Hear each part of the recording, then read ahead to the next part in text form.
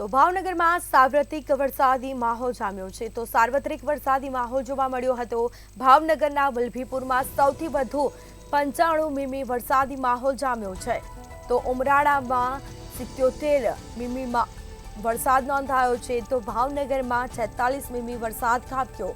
આ સાથે હવામાન વિભાગે જે રીતે આગાહી કરી હતી તે જ પગલે ભાવનગર શહેરમાં સાર્વત્રિક વરસાદી માહોલ જામ્યો હતો। ભાવનગરના અલગ અલગ તાલુકાઓમાં વરસાદી માહોલ જોવા મળ્યો। તો બીજી તરફ અનેક વિસ્તારોમાં વરસાદી માહોલ જામતા રસ્તા પર પાણી ભરાયા હતા। રસ્તા પર જાણે નદી વહેતી હોય તેવા દ્રશ્યો સામે આવ્યા હતા। વાહન ચાલકો મુશ્કેલીમાં મુકાયા। ધોધમાર વરસાદ ખાબક્યો હતો। આ સાથે વલભીપુર, ઉમરાળા, ભાવનગરમાં ધોધમાર વરસાદી માહોલ જામ્યો।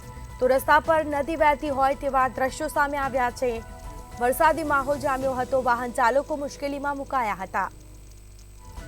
તો પાણી રસ્તા પર વહેતા થતા લોકો મુશ્કેલીમાં મુકાયા હતા। તો એમાં ભાવનગર શહેર જિલ્લામાં સાર્વત્રિક વરસાદી માહોલ જામ્યો। તો ભાવનગરમાં ધોધમાર વરસાદ ખાબક્યો હતો। આ સાથે લોકોને ગરમીથી રાહત મળી છે। રસ્તા પર પાણી ભરાયા છે। લોકો મુશ્કેલીમાં મુકાયા હતા। તો વધુ વિગતો સાથે સંવાદદાતા હિરેન ચૌહાણ ફોન લાઈન પર જોડાઈ ગયા છે। જી, હવામાન વિભાગે જે રીતે આગાહી કરી હતી અને તે જ પગલે ભાવનગરના અનેક વિસ્તારોમાં ધોધમાર વરસાદી માહોલ જામ્યો, શું માહિતી?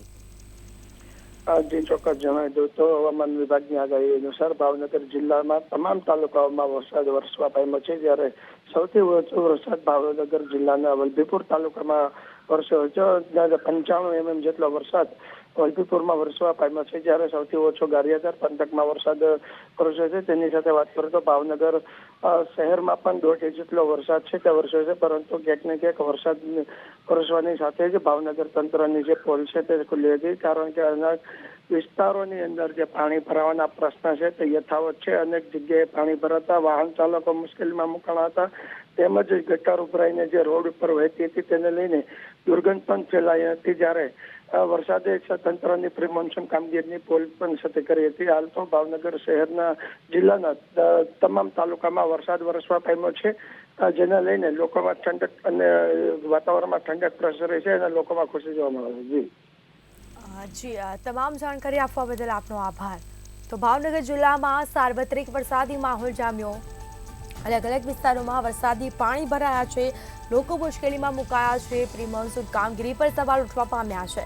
તો બીજી તરફ લોકોમાં પણ રોષ જોવા મળ્યો છે। વરસાદી પાણી ભરાતા લોકો વરસાદી પાણીમાંથી પસાર થવા માટે મજબૂર બન્યા।